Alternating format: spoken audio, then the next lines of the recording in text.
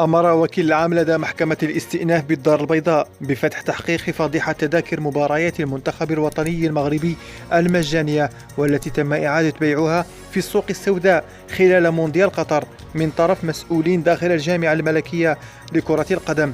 ووفق ذات المصادر فقد تم تكليف الشرطة القضائية بالتحقيق والاستماع لكافة الأطراف الواردة أسماؤهم في هذا الملف. وبحسب المصادر ذاتها فقد تم اليوم الاستماع لرئيس نادي أولمبيك أسفي والبرلماني محمد الحيداوي على خلفية التسجيل الصوتي الذي سرب له وهو يفاوض أحد المشجعين على تذكرتين خاصتين بمباراة النصف النهائي بين المغرب وفرنسا بقيمة 12,000 درهم. وسبق وإن اعترف رئيس النادي المسفيوي بصحة التسجيل المنسوب إليه خلال أحد التصريحات الصحفية، غير أنه أكد أن مضمون التسجيل تم تحريفه عن سياقه.